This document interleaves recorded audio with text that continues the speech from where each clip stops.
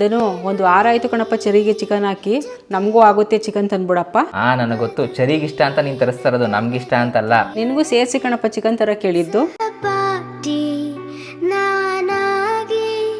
ಓ ಪ್ರಸನ್ನ, ಊರಿಂದ ಇವಾಗ ಬಂದೇನಪ್ಪ, ಬಾ ಕೂತ್ಕೋ. ಏನಿದು ನಾಯಿ ಎಲ್ಲ ತಂದ್ಬಿಟ್ಟಿದ್ದೀರಾ? ಅಣ್ಣ ಇದನ್ನ ತಗೊಂಬಂದು 7 ತಿಂಗಳಾಯ್ತಣ್ಣ. ಇದ್ರ ಹೆಸರು ಚರಿ ಅಂತ ಇಟ್ಟಿದೀವಿ. ಚರಿನೋ ಪೂರಿನೋ ಈ ತರ ನಾಯಿಗಳನ್ನೆಲ್ಲ ಬಡವ್ರ ಮನೇಲಿ ಸಾಕಾಗಲ್ಲ ಕಣಪ್ಪ, ನಿಮ್ಮಂತ ಶ್ರೀಮಂತರಷ್ಟೇ ಸಾಕ್ಬೇಕು. ಅಣ್ಣ ನಾಯಿ ಸಾಕೋದಕ್ಕೆ ಬಡವರು ಶ್ರೀಮಂತರು ಅಂತ ಏನಿಲ್ಲ ಅಣ್ಣ, ನಾಯಿ ಮೇಲೆ ಪ್ರೀತಿ ಇರ್ಬೇಕಷ್ಟೇ. ಏನೋಪ್ಪ ಈ ತರ ನಾಯಿಗಳನ್ನೆಲ್ಲ ಸಾಕೋಕೆ ತುಂಬಾ ಖರ್ಚಾಯ್ತದೆ. ಅಣ್ಣ ಖರ್ಚೇನು ಬೇಕಾಗಿಲ್ಲ ಅಣ್ಣ, ನಾವು ತಿನ್ನೋ ಅನ್ನದಲ್ಲಿ ಒಂದ್ ಸ್ವಲ್ಪ ಹಾಕಿದ್ರೆ ಸಾಕು, ಅದು ಪಾಪ ಪ್ರೀತಿಯಿಂದ ತಿನ್ಕೊಂಡು ನಮ್ಮನ್ನ ಕಾಯುತ್ತಣ್ಣ.